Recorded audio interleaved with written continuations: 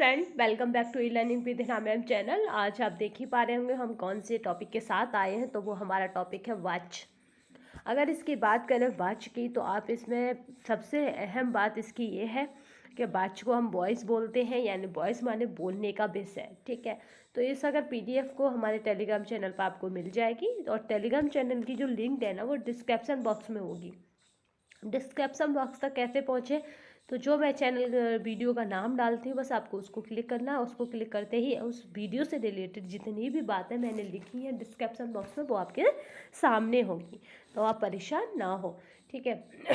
तो चलिए शुरू करते हैं हम अपना टॉपिक को। बातचीत शुरू करने से पहले हम आपको बता दें कि जो विद्यार्थी आपके जीआईसी की तैयारी कर रहे हैं, उनके लिए ये बाच भी पढ़ना इम्पोर्टेंट है। अगर उन्होंने क्या करा, जीएस फाइट कर लिया, तो वहाँ पे क्या है कि उन्हें मेंस के लिए, क्योंकि जीएस जिसने फाइट कर लिया उसे मेंस के लिए क्या करना है, हिंदी प्लस अपने सब्जेक्ट दो पे पकड़ा आवश्यक है। हिंदी भी इस तरह की आनी चाहिए उसे कि वो रिटन एग्जाम दे दे हिंदी में, और सब्जेक्ट में भी रिटन होगा।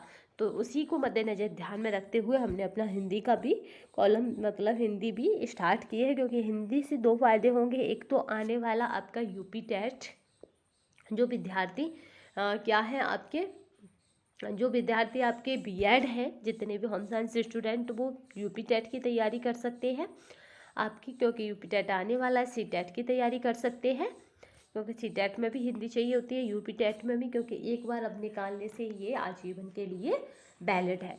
तो चलिए हम स्टार्ट कर लेते हैं। बाच, और बाच कंपलसरी है हिंदी की पार्ट की अगर बात की जाए उसमें पढ़ना।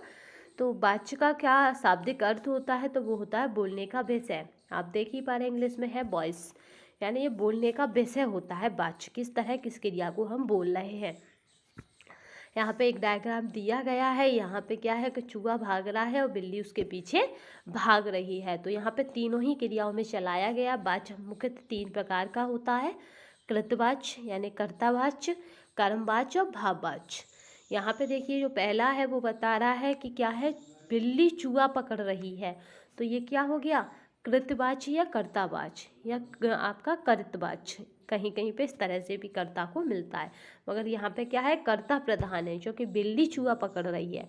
फिर है बिल्ली से चूहा पकड़ा जाता है। तो यहाँ पे क्या हो गया, कर्तवाच के बाद कर्मवाच, बिल्ली से चूहा पकड़ा जाता है। तो यानी बिल्ली क्या कर रही है, बिल्ली के द्वारा चूहा को पकड़ा जा रहा है। नेक्स्ट देखिए, बिल्ली से दौड़ा नहीं जाता। तो ये हो गया उसका भाववाची। भाववाची में हमेशा यही होता है, मुझसे ये करा नहीं जाता, यानी भाव पैदा हो रहा है। यहाँ पे देख लेते हैं, पहला वाक्य में क्रिया पकड़ रही है, कर्ता बिल्ली के लिंग व वचन के अनुसार प्रयुक्त हुए हैं। जो उसमें कर्ता प्रयुक्त हुए, जैसे बिल्ली चूहा पकड़ रही है। दूसरे वाक्य में पकड़ा जाता है, वाक्य के कर्म यानी चूहा के लिंग व वचन के अनुसार प्रयुक्त हुआ है। चूहा क्या है, बिल्ली के लिए कर्म है। तीसरा वाक्य क्या कह रहा है, दौड़ा नहीं जाता। तो ये क्या है, भाव प्रधान है। इस वाक्य की क्रिया ना तो कर्ता के लिंग व वचन के अनुसार प्रयोग की गई है, और ना ही अपने कर्म के लिंग व वचन के अनुसार प्रयोग की गई है। यहाँ पे जो क्रिया होती है कि वह भाव के अनुसार प्रयोग की जाती है। यहाँ लिंग वचन और कर्ता से कोई भी संबंध नहीं होता। कर्ता लिंग व वचन के अनुसार प्रयोग की गई है, और ना ही अपने कर्म के लिंग व वचन के अनुसार प्रयोग की गई है। ना ही तो यहाँ क्रिया कर्ता के अकॉर्डिंग होगी, ना ही यहाँ पे कर्म के अकॉर्डिंग होगी, ठीक है। कर्म वाच्य में कर्म के अकॉर्डिंग क्रिया होती है, यानी कारक शब्द होते हैं। और कर्ता वाच्य में, कर्म वाच्य में कर्म के अकॉर्डिंग, कर्ता वाच्य में कर्ता के अकॉर्डिंग। जबकि भाव वाच्य में ना तो कर्ता के अकॉर्डिंग होती है क्रिया, ना ही आपके कर्म के अकॉर्डिंग क्रिया होती है। यही क्रिया का रूपांतर क्या कहलाता, वाच्य कहलाता, वॉइस कहलाता है। अब इसकी डेफिनेशन देख लेते हैं। क्रिया के जिस रूप से यह ज्ञात हो, ठीक है, क्रिया के जिस रूप से यह ज्ञात हो कि उसके लिंग तथा वचन का प्रयोग कर्ता कर्म या भाव में से किसी के अनुसार किया गया है, तो वो वाच्य कहलाती है। आ भी सकती है कि ऐसा कौन सा हिंदी में क्या है जिसमें लिंग व कर्ता, लिंग नहीं है, जिसमें क्या है कि लिंग तथा वचन का प्रयोग कर्ता कर्म या भाव में से किसी के अनुसार किया गया हो, तो वो क्या है, वाच्य है। वाच्य के अगर भेदों की बात करें तो ये मुख्यतः 3 प्रकार के होते हैं, 3 टाइप्स होते हैं वाच्य के। कृतवाच्य, एक्टिव वॉइस, कर्मवाच्य, आपका पॉसिव वॉइस, और आपका भाववाच्य यानी इम्प्रेशनल वॉइस। तो यहाँ पे हमने 3 तरह के भेद देखे, इसके टाइप्स देखे। नेक्स्ट देखते हैं तीनों टाइपों को। तो पहला हमारा कृतवाच्य यानी आपका एक्टिव वॉइस। कृतवाच्य की बात करें तो क्रिया के जिस रूप से यह पता चले कि वाक्य में उसका प्रयोग कर्ता के लिंग व वचन के अनुसार किया गया है, उसे कृतवाच्य कहते हैं। यानी वाक्य में क्या हो, लिंग व वचन के अनुसार कर्ता का प्रयोग हो तो वो कृतवाच्य होता है या कहलाता है। जैसे सोहन किताब पढ़ता है, तो सोहनी किताब पढ़ रहा है। आपका है लड़की सेब खाती है, तो ये क्रिया किसके द्वारा हो रही है, लिंग के द्वारा। तो यहाँ पे लिंग व वचन के द्वारा क्या होगा, प्रयोग किया जाता है वाक्य में। वाक्य में क्रिया कर्ता यानी सोहन के अनुसार आपका है पुल्लिंग रूप में, वह में क्रिया कर्ता यानी लड़की के अनुसार स्त्रीलिंग रूप में है, अतः यहाँ कृतवाच्य। क्योंकि क्रिया किसके अनुसार हो रही है, कर्ता के अनुसार, तो यहाँ क्या है, कृतवाच्य है। अब क्रिया कर्म के अनुसार होगी तो वो वहाँ पे क्या हो जाएगा, कर्मवाच्य हो जाएगा।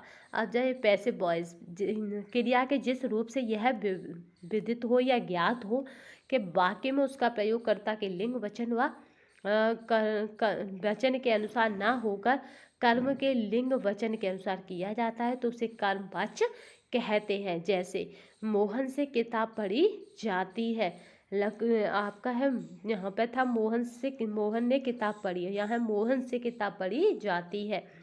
आपका लड़की से सेब खाया जाता है। आप से जो आ रहा है आप बताएंगे कि ये कौन से कारक की विभक्ति है, यानी इसमें कौन सी विभक्ति है कारक की। तो यहाँ क्रिया कर्ता यानी मोहन व लड़की के अनुसार ना होकर कर्म किताब व सेब के अनुसार है, तो यहाँ क्या हो जाएगा, कर्मवाच्य हो जाएगा। नेक्स्ट देखिए भाववाच्य, इम्प्रेशनल वॉइस। इसको देखिए, भाव में क्रिया का प्रयोग जब करता है या कर्म के लिंग वचन के अनुसार ना होकर भाव के अनुसार हो तो उसे भाववाच्य नाम से जाना जाता है। पहला, दादी से चला नहीं जाता, इसमें भाव है, चला नहीं जाता। बच्चों से दौड़ा नहीं जाता, इसमें भी भाव छुपा है।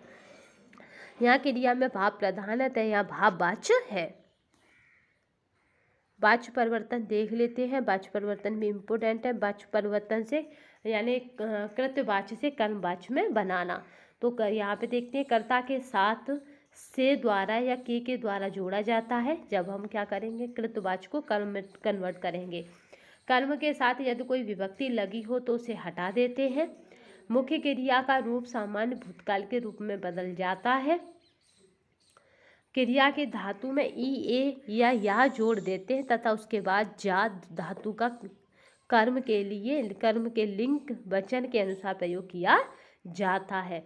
यहाँ पे देखिए कृतवाच्य और कर्मवाच्य। कृतवाच्य को कर्मवाच्य में बदलना, तो राम पेड़ लगाता है, तो दूसरा कर्म क्या हो गया, कर्मवाच्य क्या हो गया, राम द्वारा पेड़ लगाया जाता है। नेक्स्ट देखिए, मैं कविता लिखता हूँ, मुझसे कविता पढ़ी जाती है। यहाँ पे क्या हो रहा है, बार बार कर्म में कन्वर्ट हो रही है। नौकर कार धोता है, तो यहाँ पे हो जाएगा नौकर द्वारा कार धोई जाती है। द्वारा से इस तरह की आप विभक्ति देख पा रहे हैं। बढ़ई कुर्सी बनाता है, बढ़ई के द्वारा कुर्सी बनाई जाती है। तो यहाँ पे नेक्स्ट चलते हैं। आपका है कृतवाच्य से भाववाच्य में परिवर्तन करना, यानी आपका कर्ता से तब हमने किस में, क्रिया में परिवर्तित किया, यानी कर्म में परिवर्तित किया। अब हमें क्या करना है, कृतवाच्य को यानी कर्ता प्रधान वाच्य को या आपका कर्तरी वाच्य को, यहाँ पे कभी कभी ये इस तरह से भी मिल जाता है, याद रखना, कर्तरी वाच्य को किस में परिवर्तित करना है, भाववाच्य में परिवर्तित करना है। तो उसके लिए क्या करते हैं, क्रिया को लिंग अन्य पुरुष से और एक वचन में कर दिया जाता है। भाव में यही होता है, अन्य पुरुष एवं एक वचन में कर दिया जाता है तथा कर्ता के साथ से जोड़ा जाता है। क्रिया को सामान्य भूतकाल में बदल दिया जाता है और काल के अनुसार जाना क्रिया का स्वरूप जोड़ दिया जाता है। जैसे रेशमा नहीं दौड़ती, रेशमा से दौड़ा नहीं जाता, जाना जोड़ दिया जाता है, तो ये क्रिया के अनुसार जोड़ा जाता है। तो नहीं दौड़ा जाता। नेक्स्ट देखिए, क्रिया अन्य पुरुष है और एक वचन है, याद रखना। हम इतना कष्ट नहीं सह सकते, हमसे इतना कष्ट सहा नहीं जाता। तो यहाँ क्या होगी, भाववाच्य हो गई।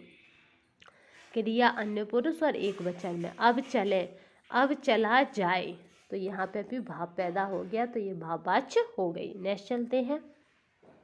कृतवाच्य में क्रिया आपकी क्या होती है, हमेशा सकारात्मक और एवं अकारात्मक दोनों होती हैं।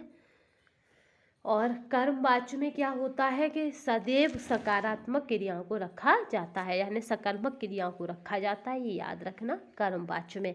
जबकि कर्तवाच्य में यानी कर्ता प्रधान वाच्य में क्या होगा, सकारात्मक अकर्मक दोनों हो सकती हैं। भाववाच्य में क्रिया सदैव अन्य पुरुष पुल्लिंग व एक वचन में होगी, ये याद रखना। सदैव किस में होती है, अन्य पुरुष पुल्लिंग और एक वचन में होती है। पूछा जा सकता है कि क्या है, वाच्य की ऐसी कौन सी क्रिया है जिसमें सदैव क्रिया अन्य पुरुष पुल्लिंग व एक वचन में होती है, तो वो हमारा है भाववाच्य। भाववाच्य का प्रयोग प्राय असमर्थता प्रकट करने के लिए किया जाता है या होता है। जैसे उससे दौड़ा नहीं जाता, तो यह असमर्थता व्यक्त कर रहा है, उससे खाया नहीं जाता। भाववाच्य का प्रयोग प्राय क्या होता है, असमर्थता प्रकट करने के लिए होता है। कर्मवाच्य के वाक्य कर्ता के बिना भी बन सकते हैं, ये बात बहुत इम्पोर्टेंट है, याद रखना कि जो कर्मवाच्य के वाक्य हैं वो क्या होंगे, कर्ता बिना भी बन सकते हैं। उसमें कर्ता मायने नहीं रखता क्योंकि वो कर्म प्रधान वाक्य है। ठीक है, देखिए कैसा होता है वो। घोषणा की गई है कि वह मच्छर निवारण अभियान चलाएगा, तो ये क्या है, कर्मवाच्य है। यहाँ पे कर्ता कोई नहीं है कि कौन चलाएगा। तो घोषणा की गई है कि घोषणा की गई है कि अब मच्छर निवारण अभियान चलाया जाएगा, तो ये क्या हो गया आपका कर्मवाच्य। भाववाच्य के वाक्यों में कर्ता को भी सकता है और नहीं भी, ठीक है, इसमें भी कर्ता हो सकता है और नहीं भी। तो ये कैसे होते हैं, अब और गर्मी नहीं सही जाती, यानी कर्ता हो भी सकता नहीं भी। रोगी से बैठा नहीं जाता।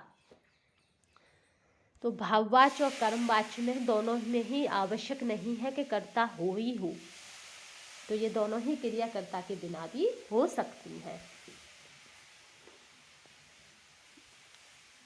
चलिए नेक्स्ट चलते हैं। कृतवाच्य में क्रिया कर्ता कर्म के अनुसार या दोनों में से किसी एक के भी अनुसार नहीं हो सकती। समीर गेंद खेलता है, कर्ता के अनुसार है। आपका है मुकुल ने गेंद खेली, कर्म के अनुसार है।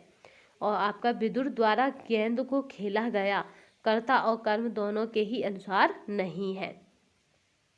तो ये हो गया आपका कृतवाच्य में।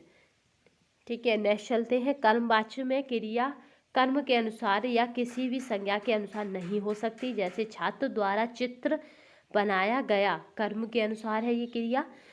आपका है कुमुद से पत्तियों को काटा नहीं जाता, तो किसी भी संज्ञा के अनुसार नहीं है। तो आई होप ये आपको आज का टॉपिक पसंद आया होगा। अगर पसंद आया है तो शेयर लाइक एंड सब्सक्राइब करना ना भूलिएगा, तथा कमेंट बॉक्स में बताइएगा आपको हिंदी वाला जो सब्जेक्ट है उसका जो आज से मैटर तथा आज से श्रृंखला जो शुरू की है वो कैसी लगी है। और इसकी अगर हम PDF की बात करें तो ये हमारे टेलीग्राम चैनल पर आपको मिल जाएगी, तो आपको परेशान होने की ज़रूरत नहीं है। PDF की जो लिंक है वो डिस्क्रिप्शन बॉक्स में आपको मिल जाएगी। तो तब तक के लिए बस आप क्या करें कि एजुकेशन से जुड़े रहें, क्योंकि शिक्षा ही वह शेरनी का दूध है जो जितना पिएगा वो उतना दहाड़ेगा। तो चलिए बस इसी के साथ जय हिंद जय भारत।